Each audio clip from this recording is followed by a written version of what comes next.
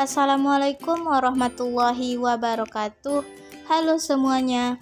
Kali ini saya akan membahas tentang pendekatan objektif pada puisi doa karya Chairil Anwar.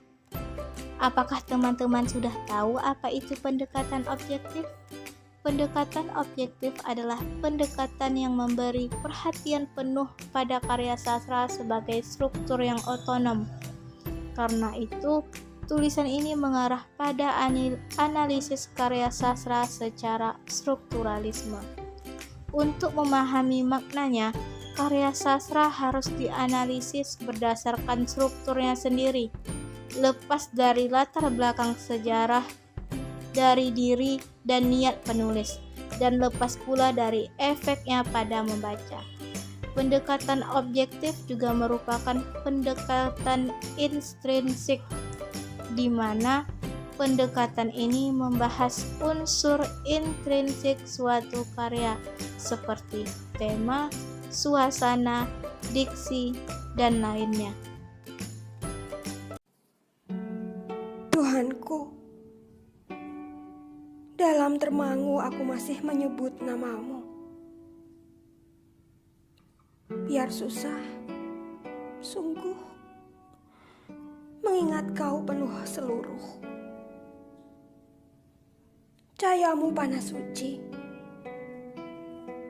tinggal kedip lilin di kelam sunyi. Tuhanku, aku hilang bentuk, remuk. Tuhanku, aku mengembara di negeri asing. Tuhanku, di pintumu aku mengetuk. Aku tidak bisa berpaling.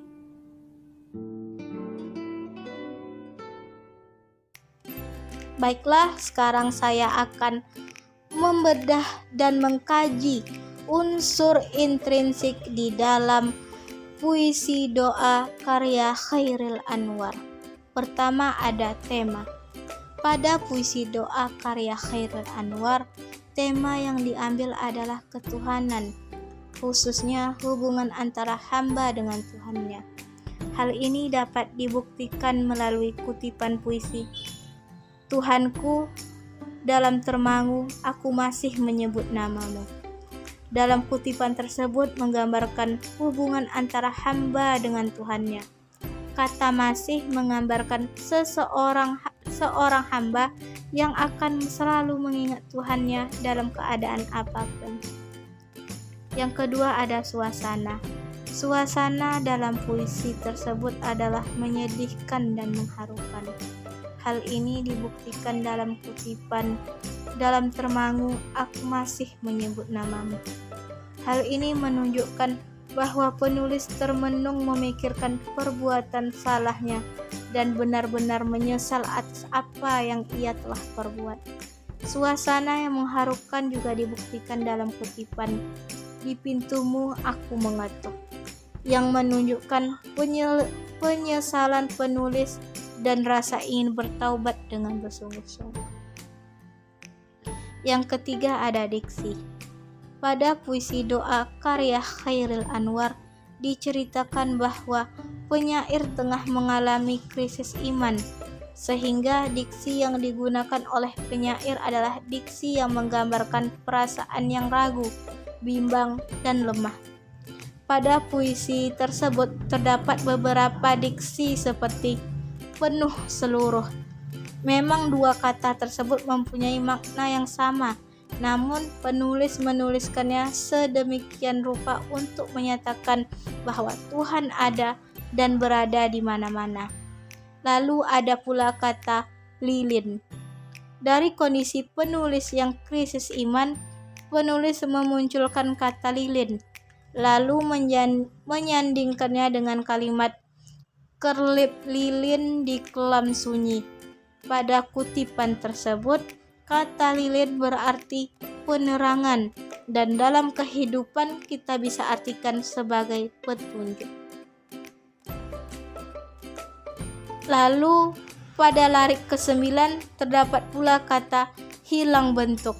Kata hilang bentuk menggambarkan bahwa penulis tengah mengalami keadaan yang luar biasa, tidak seperti kondisi pada umumnya. Penulis telah hancur atau sudah terjerumus terlalu dalam pada kesesatan yang akhirnya mengakibatkan dirinya hancur. Yang keempat ada kata konkret. Di dalam puisi tersebut terdapat beberapa kata konkret, yaitu pada larik tinggal kerlip lilin di kelam sunyi. Kata lilin yang disandingkan dengan kata tinggal kerlip menggambarkan petunjuk dalam kehidupan yang hanya tinggal secercah dalam kesesatan. Kesesatan di sini digambarkan dengan kalimat kelam sunyi. Yang kelima ada tipografi. Penulis menggunakan huruf kapital di setiap awal larik. Penulisan huruf kapital di setiap awal larik menggambarkan sesuatu yang tegas. Maksudnya, penulis mengungkapkan dengan tegas dan terang-terangan bahwa ia mengalami krisis iman. Kemudian ada bait yang menjorok dan ada yang tidak, menggambarkan keadaan penulis yang kacau dan tidak teratur saat dirinya mengalami krisis iman. Pada puisi doa tidak digunakan tanda baca titik.